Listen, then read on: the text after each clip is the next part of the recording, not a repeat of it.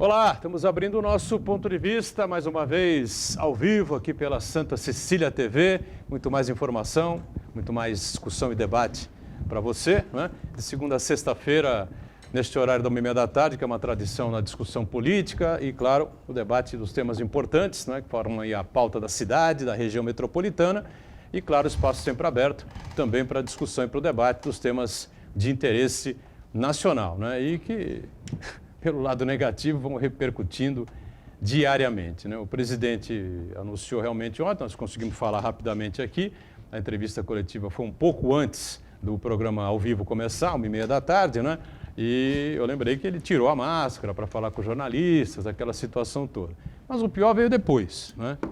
O onde ele está lá sentado, em frente à câmera, um comprimido de hidroxicloroquina, estou aqui tomando o meu comprimido de hidroxicloroquina, terceira dose, quarta dose, não sei lá qual era a dosagem já que ele estava, né? Naquele momento. Toma e só falta aparecer embaixo, né? Caso o problema de saúde persista, consulte um médico, né? Porque é uma propaganda esculhambada, né? Da hidroxicloroquina, um medicamento que não tem a confirmação científica, né? De que realmente age positivamente no combate ao cloroquina ou ao Covid-19, né, que é a doença causada pelo coronavírus. E o presidente insiste nessa coisa, ainda fazendo a propaganda, né? Ainda diz que toma o azitromicina, aliás, a azitromicina também tomei, né? A maioria dos hospitais aqui na nossa Baixada Santista está aí com seus médicos receitando e indicando azitromicina para que as pessoas que têm aí o problema pulmonar gerado pelo Covid-19 possam suportar bem, né, e superar esse problema, essa dificuldade, né? Enfim, vamos discutir um pouco isso. Afinal de contas, é fake news ou não é fake news, né?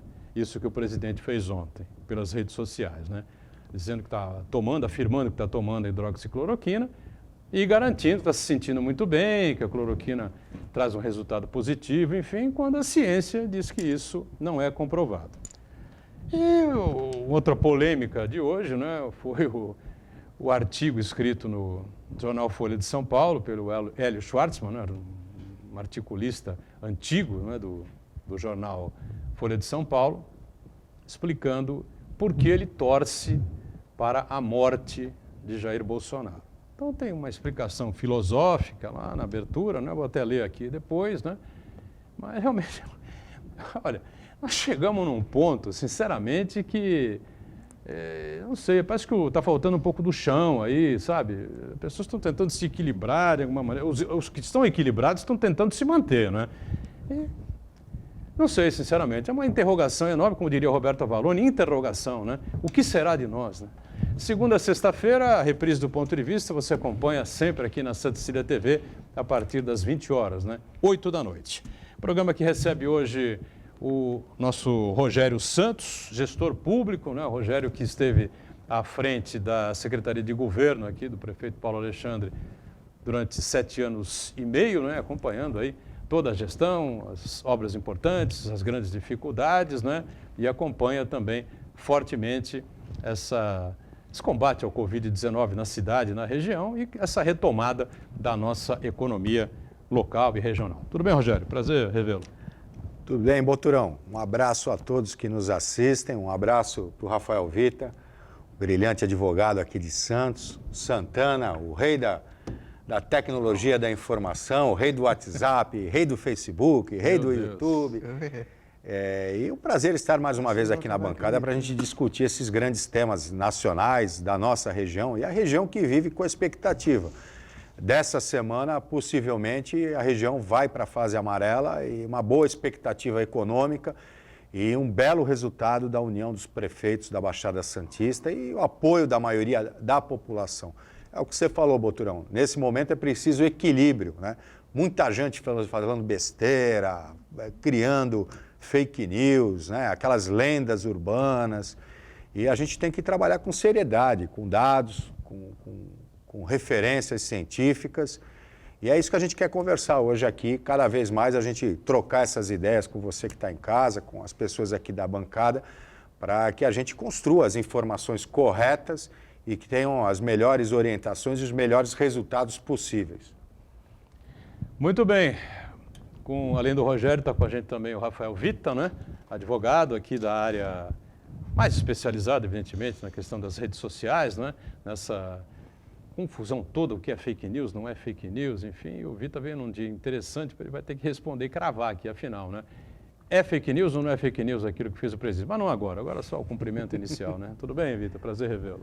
Tudo bem, Edgar. Boa tarde a você. Tá bom aí, não? Aos telespectadores da Santa Cecília TV. Sempre um prazer estar aqui com o nosso amigo Rogério, juntamente também com o Marco Santana. Como o Rogério falou, que eu gostaria de complementar, acho que a Baixada vive aí realmente uma expectativa para que sexta-feira avance essa fase, enfim, para que muitas outras coisas que até agora não puderam ser retomadas, retomem as suas atividades de forma moderada e ponderada. Eu acho que isso vai trazer benefício a todos. Vejo hoje os números da Baixada assim, com muita plausibilidade, ou seja, eu acho que apesar do aumento do número de contágios, a pandemia está controlada, ou ao menos parece estar controlada. Isso quer dizer que nós fizemos a nossa lição de casa, cada dia menos mortes, né? Cada dia menos internados nas UTIs, a gente acompanha isso diariamente e veja, a gente torceu muito para que isso acontecesse, para que essa curva passasse de ascensão para uma descendente. Enfim, vamos aguardar aí. Eu acho que o nosso povo, Rogério, tem tido uma boa recepção a essa abertura, né? Apesar de alguns abusos pontuais, eu acho que a Baixada Santista tem se comportado bem aí em relação a essa nova abertura, esse início de uma retomada. Enfim, muita coisa para discutir hoje também, né, Edgar? É verdade, assunto não falta, né? Então, na ponta lá o nosso Marco Santana, atento sempre às informações, as boas informações corretas que vão surgindo e a sua participação, que é sempre importante com a gente. Tudo certo aí, Santana? Tudo certo, na medida do possível. Boa tarde a todos. Edgar, o presidente Jair Bolsonaro, ele anunciou o resultado do exame dele positivo, segundo ele positivo, né? Ele disse que é positivo, na segunda-feira. Então, supondo que seja verdadeiro esse exame, significa dizer que durante 2 semanas ele perambulou para lá e para cá, contaminando várias pessoas, né? Várias atividades externas, foi lá no Rio de São Francisco, foi no sul do país, teve reuniões com empresários, com uma parcela representativa do PIB brasileiro, comemorou a independência dos Estados Unidos na Embaixada Americana, e hoje agora todo mundo está de cabelo em pé, de quarentena e indo correr fazer o exame. Se isso não é irresponsabilidade, eu não sei o que é. E eu quero convidar você que acompanha agora o Ponto de Vista ao vivo a participar também do programa, mandando sua pergunta, crítica, sugestão pelo Facebook. Ponto de Vista com Edgar Boturão ou então por e-mail, contato@pontodevista.tv.br. O programa pode ser acompanhado ao vivo pela internet, santaportal.com.br/tv. As edições anteriores do Ponto de Vista ficam disponíveis na internet também, no nosso canal no YouTube e na nossa página no Facebook.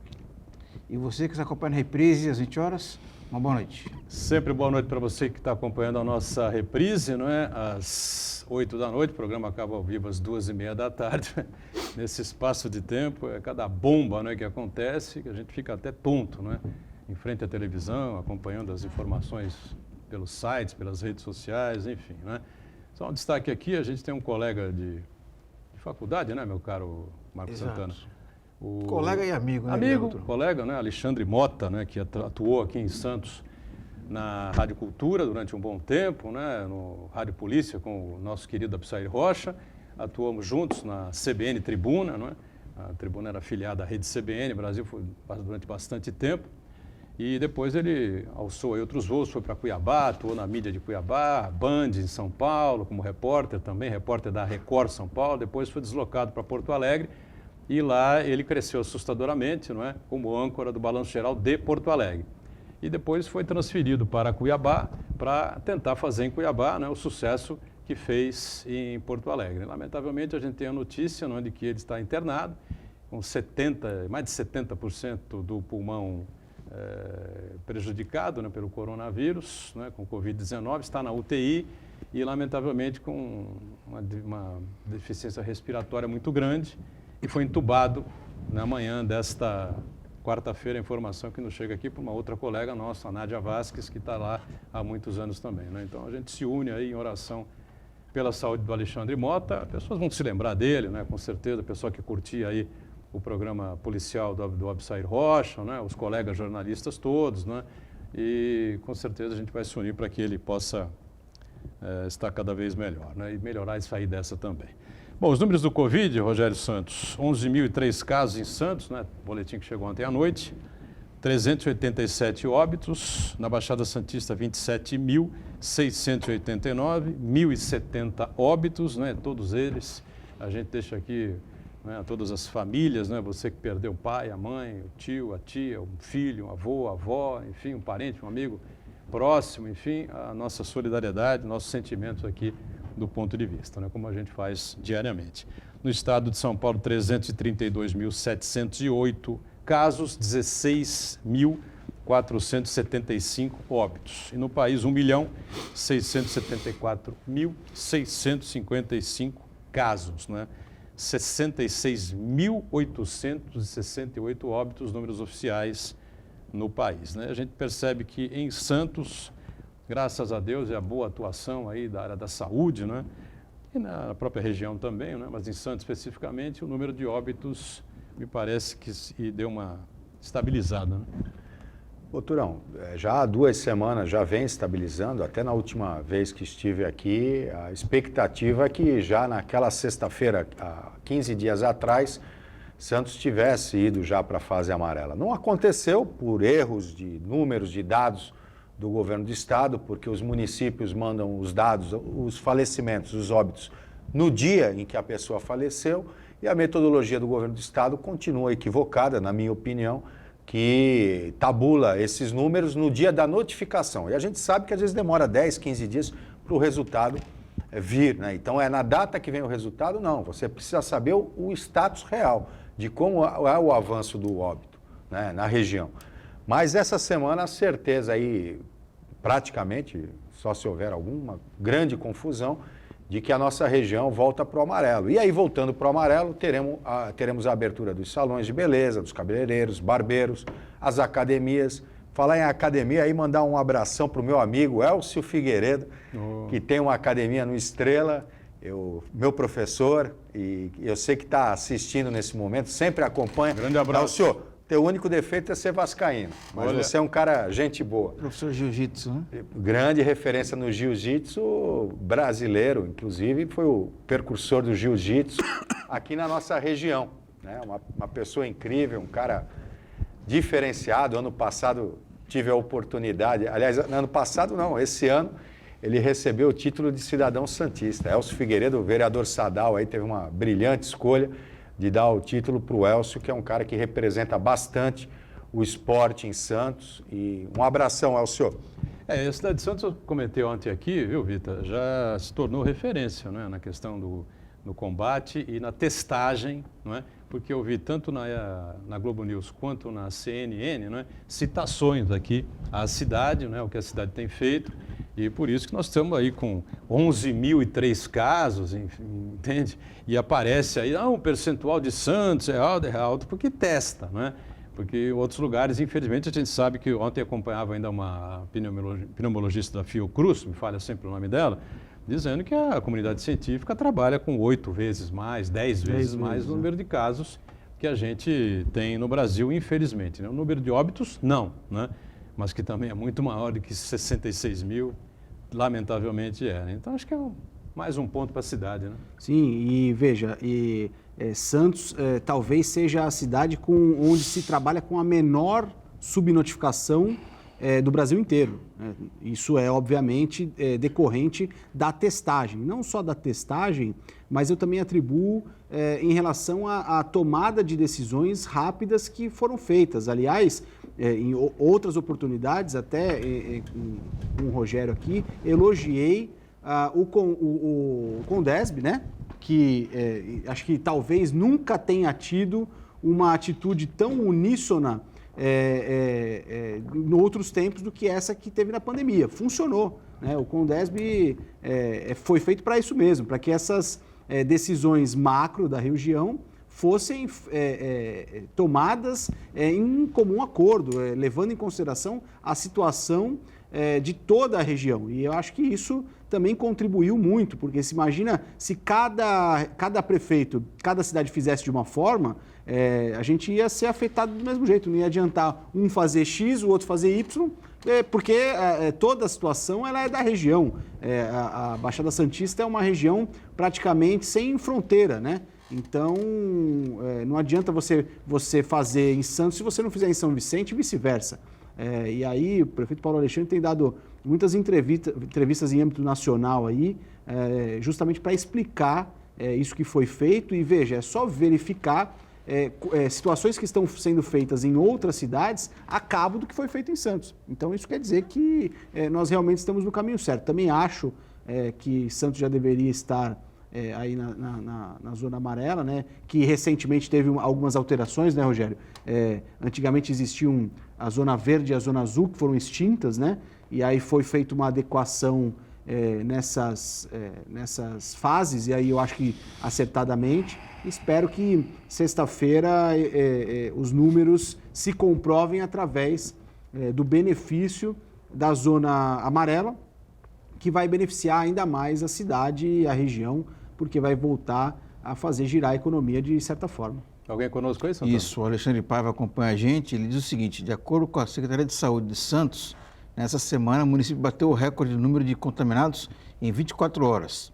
São Vicente também teve um aumento de 120% de contaminados em 14 dias. Aí ele pergunta, isso está relacionado com a flexibilização do comércio? O que você acha, Rogério? Eu acredito que não. O caso de Santos, com certeza, é o maior número de testagens. Só nesse fim de semana teve testagem na região central e na região da área continental, e foram mais de 15 mil testagens, né? Até bateu o recorde de testagem. Foi maior do que na Zona Noroeste e maior do que nos morros. E Santos é uma das cidades que mais fez testagens no Brasil. A cada 6 habitantes, um fez a testagem. Aí no centro, várias pessoas de outras regiões da cidade foram até lá, foram testados, e isso mostra, porque aí você diagnostica, né? E aí essa fase amarela, ela é muito importante, porque além de abrir os salões de beleza, cabeleireiros, academias, expande o horário do comércio, porque o plano que a gente tinha feito para Santos era de abertura do comércio de 6 horas, o governo do estado decidiu que não, seria 4, e aí vindo para a fase 6 horas, ou seja, o comerciante abre e começa a ter um certo lucro, porque só 4 horas muitas vezes não se aplica a essa abertura, porque o gasto que ele tem fixo, né, ar-condicionado, luz, funcionário, não fecha a conta. E 6 horas já começa a ser mais viável. E também ganham bastante impulsionamento os bares e restaurantes, com restrições de horário, mesas ao ar livre, enfim. E também 4 horas não faz com que as pessoas se aglomerem mais? Eu ia dizer exatamente também, isso. Nessa situação. também. O cara precisa comprar alguma coisa, precisa ir para uma determinada loja e Em tal. relação ao avanço, né, já fez 15 dias da abertura mínima, que a região foi para a fase laranja. Há um avanço do número, e sempre vai avançar, do número de pessoas contaminadas, mas há uma diminuição da mortalidade, né, da letalidade. Isso é importante. E o número de pessoas que estão em UTI. Né? Então, chegou a ter 82% de ocupação dos leitos públicos de Santos com UTI ocupada. Hoje, está abaixo de 40%, o que dá tranquilidade no atendimento para que haja esse avanço, né? Isso é o mais importante. O mais importante é isso. E essa testagem antecipada, além de aumentar o número de pessoas contaminadas, porque você dá o diagnóstico, ele ajuda a prevenir, ou seja, a pessoa já vai para o isolamento, ele e a família, as pessoas começam a receber já um acompanhamento médico antecipado, de maneira preventiva, para não chegar no estágio da síndrome respiratória, que é a pior, né? Então, esse trabalho feito em conjunto, então a região ela foi muito rápida, né? Ninguém sabia ainda direito, até hoje não se sabe direito essa doença, esse vírus, o comportamento não se sabe, né? Na Europa está tendo a segunda onda, mas a antecipação e a preocupação que muitos falavam exagerada, não foi exagerada, ela salvou muitas vidas. Com certeza, os nossos números estariam multiplicados por 5, 6, se não houvesse essa preocupação com os bloqueios na entrada da cidade. Fechou a praia, fechou sim, foi importante. O mundo todo fechou. Não teve uma praia no Brasil, na costa brasileira, que não fechasse. Na Europa, fechou. Estados Unidos, fechou. Isso é responsabilidade. Isso é responsabilidade. A gente tem que ter responsabilidade com as vidas. Isso foi feito, os prefeitos todos de parabéns. A população aderiu, a menos aqueles que não acreditam na doença, porque informação tem de todos os tipos, né? Agora, quem não acredita na doença continua, infelizmente, não usando máscara e pondo em risco outras pessoas que estão ficando em casa, que estão se prevenindo. Ô, Rogério, aproveitar essa questão do Edgar para chamar o break, que é uma questão acho que é muito importante, que o comércio, a prefeitura vai lá, pode fiscalizar, né? Outras atividades. Agora, o cidadão de bem que anda pela rua, pela praia ali, até num modo até assintoso, com a máscara na orelha, pendurado, ou na testa, ou no queixo, né? E aí quando você olha assim para ele, ele ainda faz aquele olhar de soberba, assim, tipo desafiador, né? Olha, eu sou um cidadão de bem, eu faço o que bem entendo com a minha vida. Quando a gente sabe que não é bem assim, né? Você acha que você, com a sua experiência como gestor público, se, por exemplo, a prefeitura realizar uma força-tarefa com a Guarda Municipal, com fiscais, para multar realmente esses cidadãos, será que isso aí teria um efeito prático, teria um exemplo pedagógico para as demais pessoas? Olha, Santana, eu tenho até dificuldade de chamar essas pessoas de cidadão, porque cidadão é aquele que tem direitos e tem deveres.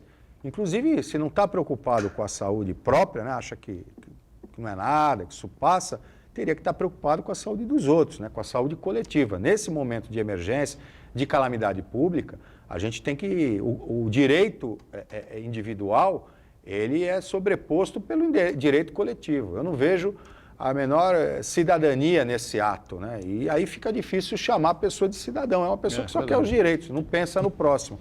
Agora, em relação à Guarda Municipal, à fiscalização, ela está acontecendo. É difícil, às vezes a pessoa dribla, está com a máscara no queixo, põe no lugar correto, está pendurado no guidão da bicicleta. Agora, outros nem de máscara saem e acaba tratando mal o funcionário público, o fiscalizador. Nós tivemos aí uma coisa que ficou impressionante, que eu vi na televisão, no Rio de Janeiro, as pessoas assintosamente agredindo verbalmente, humilhando o fiscal da Prefeitura do Rio de Janeiro, falando que ele tem que entrar o PI nessa hora, que quem paga o teu salário sou eu. E o fiscal, cumprindo com a sua obrigação, pessoas completamente sem respeito com a própria vida, a vida dos outros. O fiscal que teve um comportamento exemplar, né? Inclusive, a frieza. Inclusive, uma das pessoas que agrediu o fiscal verbalmente, uma mulher, ela foi demitida do emprego. O chefe dela, quando viu ela com esse comportamento agressivo, com esse comportamento desumano, com um funcionário público, ela foi demitida. Eu, se fosse minha funcionária, eu faria a mesma coisa, porque é inadmissível a falta de respeito com quem está cumprindo com a sua obrigação e zelando. Eu acredito muito no comportamento da cidadania. A maioria das pessoas de Santos está cumprindo. Infelizmente, é uma minoria muito pequena que teima e talvez seja a turma do quanto pior, melhor. O intervalo, a gente volta já com o ponto de vista. Muito bem, voltamos. Rogério Santos conosco, o Rafael Vita, o Santana acompanhando as informações e todo mundo viu ontem, né, o depoimento do senador Flávio Bolsonaro, né, a respeito das rachadinhas lá no Rio de Janeiro. Mentira, né? Ninguém viu isso, né? Mas aconteceu, sabia? Ele prestou um depoimento, mas ninguém viu nada, ninguém falou nada sobre isso, porque o presidente, o pai, deu um show à parte, mais um, né? E trouxe todos os holofotes da mídia para ele. Primeiro anunciando da Covid-19, né? Está contaminado pelo vírus. Depois, dando uma entrevista coletiva e tirando a máscara, né? O que, evidentemente, pode ou não ser interpretado como um ato criminoso. A Associação Brasileira de Imprensa entrou com um processo crime contra ele no Supremo Tribunal Federal. E aí, à tarde, né, um outro momento de glória, né, do presidente da República, gravou o seu vídeo nas redes sociais, mostrando o comprimidinho, né, mostrando lá a caixinha da cloroquina, o comprimido, tomando aqui mais uma dose da cloroquina, tomou, estou me sentindo muito bem e tal, isso e aquilo, fazendo uma propaganda, né, do medicamento, e que o mundo inteiro sabe que, até o momento, cientificamente, não há comprovação de que ele atue positivamente, né, no combate ao Covid-19. Eu pergunto aqui ao nosso advogado especialista nessa área, isto é uma fake news? Isto é um crime de redes sociais? Porque se não há comprovação científica de que o remédio realmente faz efeito para a Covid-19, me parece que o presidente ou está chutando, né, ou não sei o que ele pretende. Inicialmente, Edgar, eu gostaria de desejar ao presidente, né, pronto restabelecimento, pronta recuperação, porque ao contrário do editorial ou da matéria da Folha, creio que as divergências eventuais políticas jamais podem ser interpretadas da forma que foram, né? Assim como muita gente se insurgiu, lembro muito bem quando o neto do ex-presidente Lula faleceu, eu vi muita gente atacando isso, utilizando isso de forma torpe para atacar o ex-presidente Lula. Isso também não deve ocorrer em relação ao presidente Bolsonaro, né? Aliás, vamos ver se o STF vai se manifestar de alguma forma, porque enquanto atacaram a pessoa de alguns ministros, houve essa insurgência, espero que também haja em relação ao presidente, porque as eventuais besteiras que o presidente diz não podem se sobrepor a eventuais ataques à instituição ou à sua pessoa, desejando-lhe a morte. Em relação a isso, Edgar, eu espero crer que o presidente, que é cercado de uma porção de assessores e de médicos, tenha tido alguma prescrição médica para o uso da hidroxicloroquina, que, apesar de não ter os seus efeitos práticos comprovados, é inegável que em alguns casos os médicos têm aí se utilizado dela. Então eu espero, né, para que isso não seja caracterizado como fake news, como você bem disse, que ele tenha embasamento médico para a tomada. E eu acho assim, o presidente vinha tão bem, ele depois da nomeação da prisão do Queiroz. Na verdade não, depois da nomeação, né, do ministro das Comunicações, o Fábio. Das Comunicações. Eu acho que ele ajustou um pouco essa comunicação, parou de ir lá no cercadinho e tal, e aí tudo que eu acho que as últimas 2 semanas tinha deixado de virar polêmica, ontem ocorreu em relação a isso. Se tem relação com o depoimento do Flávio ou não, a gente vai saber com o tempo, né? Enfim. Bom, quer dizer que você não crava fake news. Veja, a gente não sabe. Se ele tiver realmente uma prescrição médica, eu acho só, julgo apenas como uma falastrice. A gente não consegue saber se isso se ele está tomando por conta própria ou não. Eu quero crer que não. Essa crítica que você fez aí às pessoas que andam atacando nas redes sociais é vergonhoso, eu já falei aqui, né? Não tem o menor cabimento. Se você é crítico ao Bolsonaro e é crítico aos bolsominions, né, você não pode se igualar a eles, né? Os caras, não, Rogério, os caras que fazem ameaças, que vão querer matar não sei o quê, querem isso, querem aquilo, são violentos e virulentos, né, pelas redes sociais, né? Se você é contra isso, você não pode agir da mesma forma, da mesma maneira. Afinal de contas, quem é que vai querer a morte do presidente da República? A não ser o Hélio Schwartzman, né? E ele embasou, né, com uma série de detalhes filosóficos aqui, porque ele considera que o Bolsonaro morto prestará um serviço muito melhor, muito maior à nação do que o presidente Bolsonaro vivo, né? Mas aí... Edgar, eu não tenho procuração para defender o Hélio Schwartzman, mas eu acho que eu entendi o que ele quis dizer. Sim. Primeiro de tudo, eu acho que nós temos que primeiro referenciar quem que é o Hélio Schwartzman. Ele é um ensaísta, é um intelectual, que há mais de 20 anos, 30 anos, ele desenvolve um trabalho intelectual muito consistente.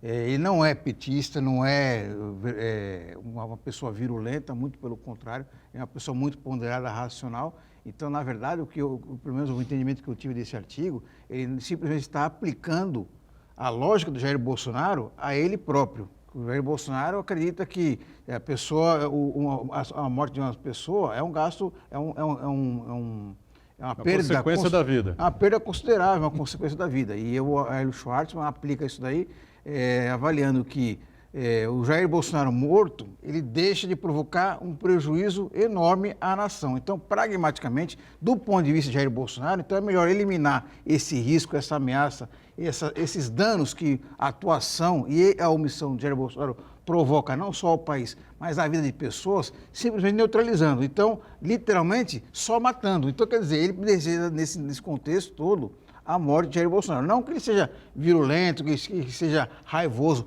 Quem acompanha o artigo percebe muito bem que ele desenvolve ali todo um raciocínio, de certo modo até filosófico, ponderando, né, essa questão, vamos dizer, essa dialética aí entre o que o Jair Bolsonaro defende e aplicando ao caso específico dele.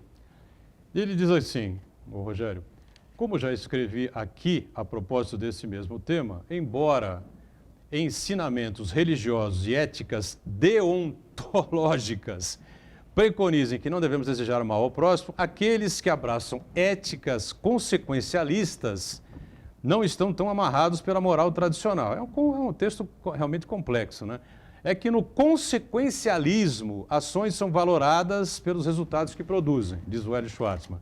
O sacrifício de um indivíduo pode ser válido se dele advier um bem maior. É aquilo que o Santana estava colocando há pouco, né? Tentando explicar aqui do artigo do Hélio Schwartzman na Folha de hoje. A vida de Bolsonaro, como a de qualquer indivíduo, tem valor e sua perda seria lamentável. Mas, como no consequencialismo todas as vidas valem rigorosamente o mesmo, a morte do presidente se tornaria filosoficamente defensável, se estivermos seguros de que acarretará um número maior de vidas preservadas.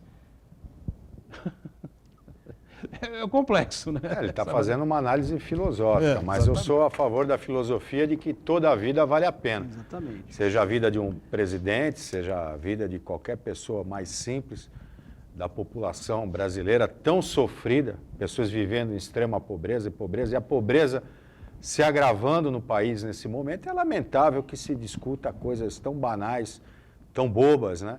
Eu acho que a discussão medicamentosa, terapêutica, tem que ser discutida por médicos, por cientistas, por comprovação, como também acho que hoje em dia no Brasil, todo mundo entende de tudo, né? E fica difícil, né?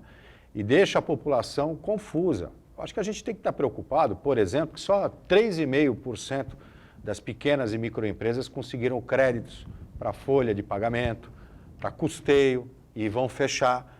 A gente tem que estar preocupado que o nível de desemprego no Brasil subiu, está em 14%, mais 2 milhões de desempregados. São essas preocupações que nós temos que ter em conjunto, nós temos que focar nisso.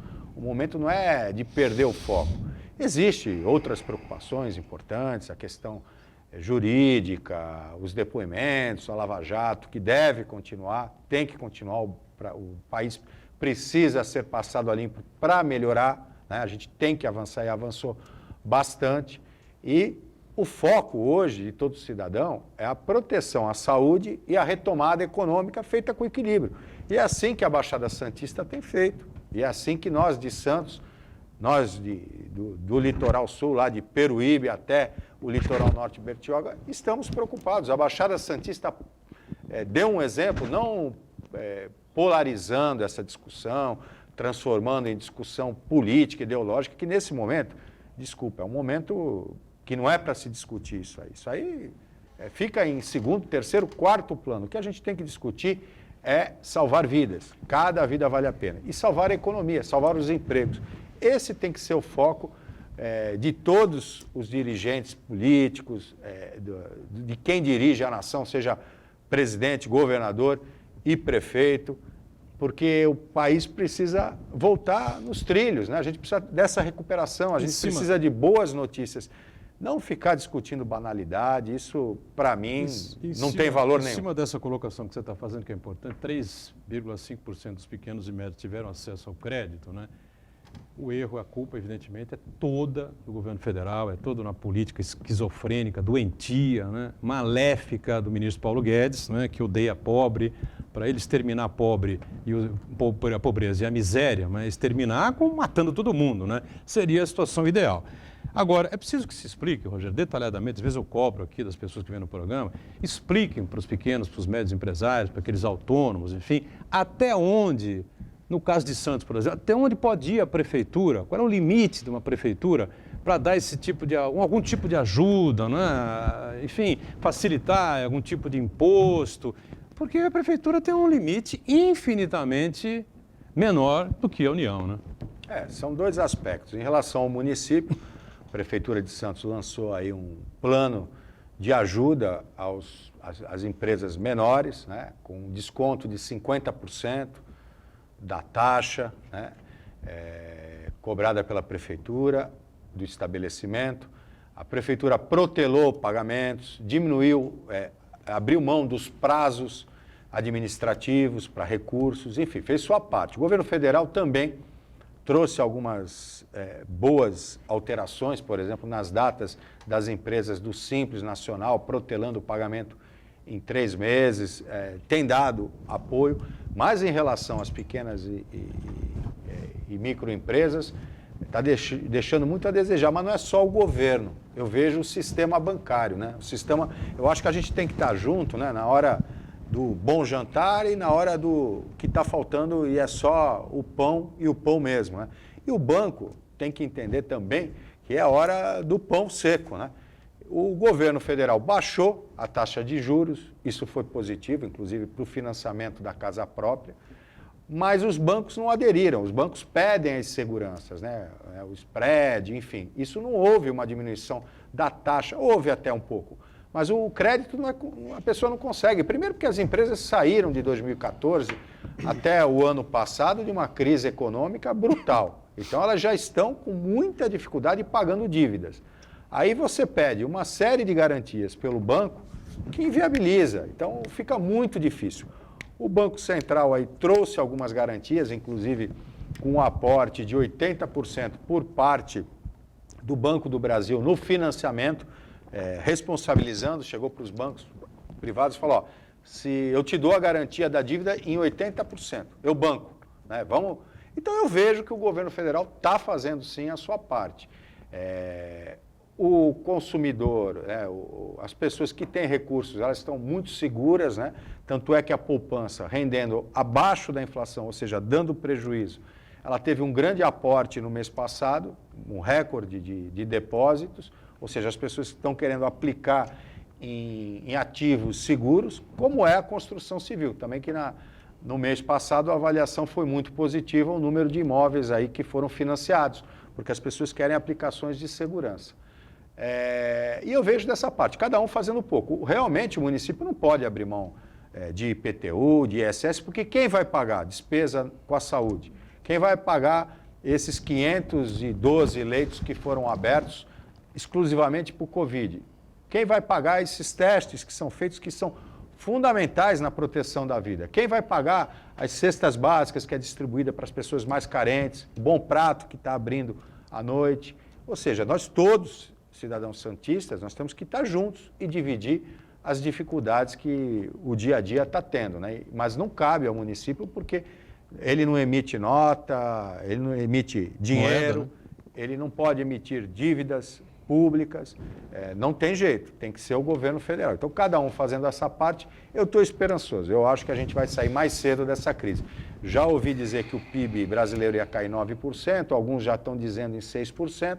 Há uma movimentação positiva e a gente está rezando aí sexta-feira para que haja essa flexibilização, para que a atividade da nossa região também comece a voltar ao chamado novo normal, com toda a precaução, com todos os protocolos, com a participação de todos seguindo as regras, a gente vai vencer junto. Eu acho que, sinceramente, na sexta-feira, acho que não vai ter muito que se discutir, a Baixada Santista vai se igualar à região metropolitana de São Paulo, a Grande São Paulo, e vai para a faixa amarela. E o Vita tem vários clientes aí, enfim, também muitos que estavam em dificuldade, já comentou com a gente várias vezes, né?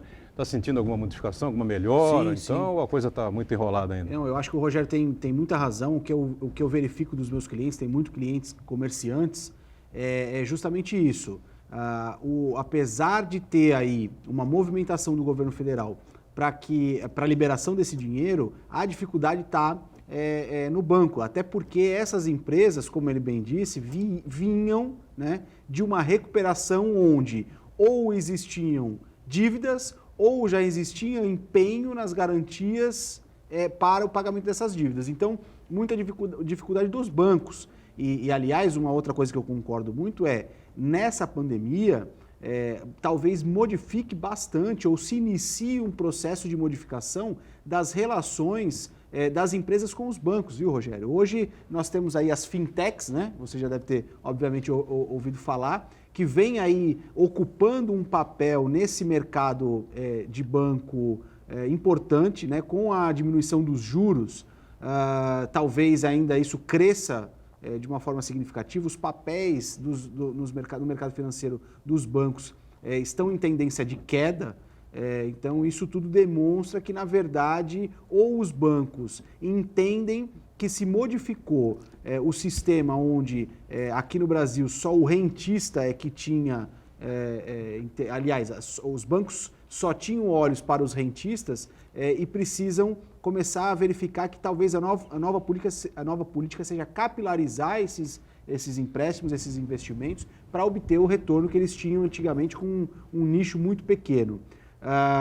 E realmente, como você disse também, Edgar, sinto uma retomada. Eu acho que sexta-feira a região sendo reclassificada de fase vai melhorar ainda mais, né? A gente tem visto aí, acho que o crescimento vai ser realmente maior do que a gente imaginava. Nós já temos aí hoje, se eu não me engano, nós estamos indo para o 6º dia, apesar que ontem a Bolsa fechou em queda, mas nós tivemos 4 dias seguidos de alta da Bolsa. Hoje nós estamos tendo a alta novamente, né?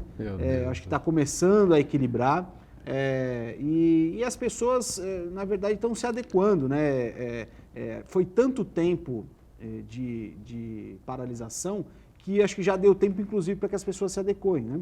Então, vamos aguardar. Eu estou esperançoso de que, ainda que nós estejamos vivendo um período muito ruim, isso vai melhorar antes do que a gente imagina. Eu vi hoje, Edgar, uma informação que o Brasil foi o 2º país do mundo que mais aplicou dinheiro público durante a pandemia. O primeiro foi os Estados Unidos e o segundo foi o Brasil. O governo brasileiro aportou na economia mais de R$1 trilhão. Mais que a Alemanha, Rafael? Sim. Foi Estados Unidos e Brasil. Mais de R$1 trilhão. Esse dinheiro foi para onde? Veja, esse dinheiro estão inclusos todos os pagamentos dos benefícios, os empréstimos, os pagamentos dos funcionários, né, dos 60% dos funcionários, enfim. Antecipação do 13º, tudo isso dá mais, assim, R$1 trilhão, Rafael, e alguns bilhões. Vou até acreditar no que você está falando, mas a informação que eu tinha é que o governo alemão ele fez um amplo pacote de incentivo governamental de 1 trilhão e 100 bilhões de euros. Desde a Segunda Guerra Mundial, nunca houve um aporte tão grande num único país. Quer dizer, você tem informação... Não, na verdade eu ouvi isso, mas eu até te falo onde foi. Pode ser que... Porque, na verdade, a reclamação que a gente vê é justamente o contrário, como o Rogério bem observou, que o governo... Nós falamos aqui na semana passada de um total de, acho que 860 bilhões previstos no combate à pandemia. 80% foi a título de salvar a economia, e sendo que disso daí apenas 17% foi realmente liberado. Então, esse número aí me causa um pouco de estranheza, mas logicamente eu não vou duvidar. Eu vou até te falar onde foi. Eu ouvi hoje na Rádio Bandeirantes, uma entrevista do ministro das Comunicações, né? Alguém trouxe essa informação aí. Então, da eu vou checar essa informação então. Vamos checar, né? Mas eu reputei ela como verdadeira. Aliás, essa informação que eu estou dando agora foi a manchete da Folha de São Paulo no domingo. Quem quiser consultar aí, é só entrar no Google, entrar na manchete da Folha de São Paulo, de que do total que o governo previa que ia ser aplicado, apenas que 17% realmente saiu dos cofres públicos. Vamos para o break, já retomamos a sequência aqui do nosso ponto de vista, em instantes. Muito bem, hoje pela manhã o prefeito de Santos, Paulo Alexandre Barbosa, fez uma live, né, junto com a direção da Artesp, né, com o vice-governador Rodrigo Garcia. E, ao mesmo tempo, né, tinha uma câmera focada lá no segundo viaduto, né, que está sendo entregue, foi entregue hoje, oficialmente fizeram uma inauguração simbólica, né? Vinham alguns carros puxando uma fila por trás, né? E a gente pôde acompanhar ali. Na verdade, eu, de curioso, entrei na live, fiquei acompanhando, enfim, né? Toda a fala, na verdade, é uma conversa coordenada ali pelo Rodrigo Garcia, pelo Palácio dos Bandeirantes, em que o prefeito Santos estava participando também, porque havia essa entrega simbólica, né, desse segundo viaduto que vai para a Zona Noroeste, né, o Rogério? Pega a entrada de Santos e leva para a Zona Noroeste, né? Mais uma etapa, e a nova entrada de Santos, ela tem a etapa municipal, que é o viaduto em curva da Martins Fontes para Nossa Senhora de Fátima, e a ponte que liga o São Manuel ao Bom Retiro. E hoje o governo do estado fez aí uma entrega simbólica do viaduto. O governo do estado também está investindo mais de 200 milhões em obras de infraestrutura, drenagem nessa nova entrada de Santos. E até o fim do ano nós teremos esse conjunto de obras completo, né? Ainda faltam alguns investimentos que o próprio estado deve fazer em drenagem, e o governo federal, que está devendo a parte dele na parte de drenagem também de acesso, o novo acesso ao Porto de Santos. Mas foi um grande avanço, uma obra esperada há mais de 40 anos, não se fazia nada de significativo na entrada de Santos, e essa obra que não fica só na entrada de Santos, ela avança dentro dos bairros Chico de Paula, Vila Haddad com obras de drenagem, Saboó também com obras de drenagem, pavimentação, ciclovias, chegando lá no Santa Maria, entrando na Jovino de Melo, enfim. Estamos aí subindo o morro também dentro desse financiamento do PAC Mobilidade, ligando também a Zona Noroeste ao centro de Santos, também mais de 4 quilômetros de vias no morro pavimentado, fazendo parte dessa grande obra de infraestrutura de viária e de drenagem para a cidade de Santos. É um marco histórico, né? E o vice-governador Rodrigo Garcia promovendo esse encontro para divulgar essa abertura total desse fluxo na primeira etapa desse viaduto que hoje foi liberado totalmente. Essa questão da drenagem, né? Sempre o pessoal questiona, pergunta, enfim, né? Proporcionalmente, que percentual a Zona Noroeste vai poder se livrar daquelas enchentes que a gente está acostumado lá, não só com o temporal, porque deve vir uma virada de tempo, pelo menos está programado aí, né? Pelos principais sites de clima, né? Que nós vamos ter uma mudança de tempo bastante interessante, bastante forte nessa quarta-feira para quinta e sexta, enfim, está ventando já, né? Tem um vento danado aqui em Santos, em toda a região, todo o litoral, enfim. E aí a expectativa de chuva, aquela coisa toda, que pode se alagar de novo e tal, né? Então, o Rogério já explicou aqui algumas vezes, mas seria interessante a gente sempre rebater isso, né? A drenagem que está sendo feita nesses bairros que eu falei, Saboó, Chico de Paula, Vila Haddad, e porque ali você tinha os córregos dos rios, né? Os braços de rio que levavam a água que vinha dos morros, do próprio bairro até o estuário. O que aconteceu foi quando fizeram a avenida perimetral, a avenida portuária ali, a Augusto Barata, aterraram parte dessa passagem do rio, né? Isso precisa ser novamente desobstruído. A prefeitura fez a sua parte, mudou a drenagem dentro dos bairros, ampliou em mais de 7 vezes os dutos, duplicou o sistema de drenagem que já havia, mas é preciso que haja, para um resultado final ali naquela região, naquelas 2, 3 bacias, exatamente a abertura do rio Lenheiros, chegando até o estuário, até a área portuária. Para isso, a MRS, que é a concessionária da ferrovia, ela tem que fazer o mesmo trabalho que a prefeitura fez na Martins Fontes e dentro do bairro do Saboó, embaixo da linha do trem, porque sai de uma tubulação de drenagem com 7 metros de largura para tubos de 2 metros, ou seja, afunila. E quando chega também na Augusto Barata, ali na passagem dos carros, também antes de chegar no mangue, também, novamente, a redução do escoamento d'água. Então, a água melhorou bastante a captação, mas o despejo que tem que ser feito no estuário ainda está bloqueado porque são obras em área do governo federal. No restante da Zona Noroeste, ali nas outras regiões, principalmente no entorno do dique da Vila Gilda, a canalização, um novo canal foi feito na Haroldo está já o projeto já indo para a licitação de uma estação de bombeamento, no valor aí de 40 milhões. Temos a retificação também ali na Vila Lemoa, que foi feito com a retirada de algumas casas que estavam irregularmente também bloqueando a passagem do curso natural das águas. Essas pessoas foram colocadas em conjunto habitacional. Então, são várias obras, inclusive habitacionais, para remover pessoas e moradias em áreas de invasão que estão prejudicando a drenagem da cidade, para que você complete todo esse sistema de drenagem. É muito investimento, e o investimento ele está sendo feito ao longo desses anos e tem que continuar por vários anos. A gente achar uma finalização, né, essa briga do homem, eterna do homem com a natureza, a gente sempre acaba perdendo. E não é só na Zona Noroeste, a gente vê na região do Gonzaga, alagamentos.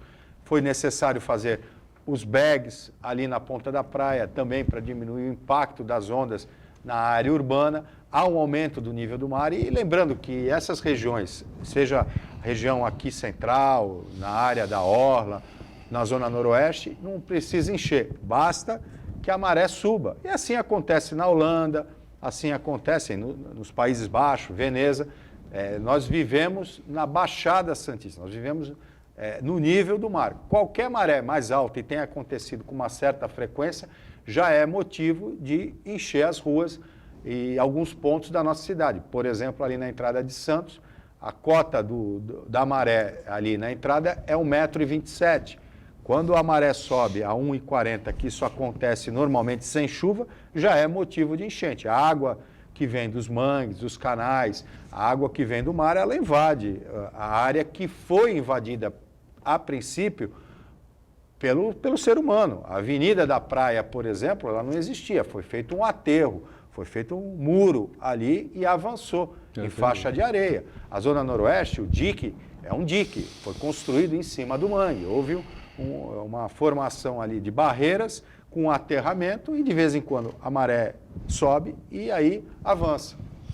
Muito bem, antes do Santana trazer uma participação conosco, só ressaltar aqui, registrar que o governador João Dória deu a sua entrevista coletiva habitual aí, falando sobre o coronavírus, enfim, mas focada no futebol, nesta quarta-feira, e autorizou o retorno do Campeonato Paulista para o dia 22 agora de julho. Tenho até medo, viu, Rafael Vita, do que pode nos acontecer com esta caótica gestão por que passa o Santos. Vamos lá, Santana. Então, o Valdomiro Trento mandou uma questão aqui. Antes disso, só para esclarecer aquele ponto levantado pelo Rafael Vita, o Rafael se referia a uma informação dada pelo secretário de Comunicação, Fábio Van Garten. Né? Ele disse que o governo tem a intenção de liberar 1 trilhão e 100 bilhões de reais no combate ao coronavírus. E eu estava me referindo a uma reportagem da Folha de São Paulo com dados já executados, já realizados, de um total de 404 bilhões previstos para ser gasto no combate ao coronavírus. Até o momento, o governo federal gastou 102 bilhões, sendo que desses aí, 86% a pretexto de salvar a economia, mas até agora não se salvou a economia. E o Valdomiro Trento, ele primeiro elogia o trabalho da Prefeitura de Santos, da Secretaria de Saúde no combate ao Covid-19, e ele quer saber sobre o projeto do emissário submarino. Ele diz que estão previstas melhorias, ele quer saber se a Ilha Urubuxaba, que é um patrimônio da União, pode ser incluída nesse programa. É um projeto bonito, né? No Parque Roberto Mário Santini, né? Valdomiro, a Ilha Urubuxaba, por enquanto, não tem um projeto, ela até está sob o domínio de um particular, é uma cessão que o SPU fez para um empresário aqui, um cidadão aqui de Santos, uma família de Santos, mas não está no projeto. A ideia do emissário submarino é uma série de intervenções urbanísticas que o governo tem feito na nossa cidade, como foi feito na Ponta da Praia, como está sendo feito na Lagoa da Saudade, como está sendo feito no Horto Florestal, ali na Zona Noroeste, e são intervenções urbanísticas buscando uma série de vantagens. Primeiro, o incremento do turismo na nossa cidade, né? A Ponta da Praia com o novo mercado de peixe, com o centro de convenções e o emissário. Turismo e esporte. O emissário de Santos vai ser o único local no Brasil onde terão 5 modalidades olímpicas, né, que são novas, nas novas Olimpíadas, né, que é o surf, o skate, a bicicleta, e a escalada, 2 modalidades da escalada, e é o único parque no Brasil que vai ter essas modalidades. E o projeto foi feito em conformidade com as confederações. Tanto é que a Confederação Brasileira de Escalada, que fica em São Paulo, ela vai ter uma sede no emissário, porque vai ser o local de treinamento dos atletas que vão para as Olimpíadas em Tóquio. Então isso ganha, é um ganho para o turismo, é um ganho para internacionalizar a marca Cidade de Santos e é uma ação muito positiva, né? E como tem que ser feito em vários pontos da nossa cidade. Nós temos um grande desafio, Valdomiro, que vai ser a revitalização do Centro Histórico de Santos. Eu estive até pouco tempo no governo, nós fizemos uma boa parceria com o escritório do Jaime Lerner, um dos maiores urbanistas do Brasil, né? E que nós fizemos um plano de desenvolvimento para o centro, porque o centro já vem sofrendo ao longo dos anos, porque quando o centro existia, era o único centro comercial, desde a década de 50, que o centro deixou de ser habitacional para ser comercial, o único centro comercial que nós tínhamos na região. A região criou outros centros comerciais, que é importante, cidades como Guarujá, São Vicente, Cubatão, enfim. E a própria cidade de Santos, eu lembro quando eu era criança, no Gonzaga não tinha muito comércio. Hoje é um centro comercial. A Aparecida, Ponta da Praia, virou um centro comercial. A Zona Noroeste tem o seu centro comercial, enfim. E agora nós precisamos criar essa nova vocação, que é o turismo histórico de Santos, as igrejas, os patrimônios históricos, mas trazer a habitação junto, né? Nenhuma cidade no mundo hoje se sustenta com regiões apenas comerciais. Nós precisamos criar um mix de moradia, de comércio, aproveitando toda a infraestrutura e a beleza que o centro histórico tem. Então essas intervenções urbanísticas, como vai ser feito no emissário submarino, que vai ficar realmente atrativo e é inaugurado esse ano, é fundamental para o desenvolvimento econômico, que precisamos buscar e fortalecer as nossas vocações econômicas, como é o turismo. Eu agradeço muito aqui no finalzinho do Ponto de Vista ao Rogério Santos, participação sempre importante aqui com a gente. Eu agradeço ao Rafael Vitor, Marcos Santana diariamente conosco, a gente com você de segunda a sexta, 1h30 da tarde, ao vivo aqui no Santa Cecília TV, reprise às 8 da noite. Gente, obrigado, valeu, tchau.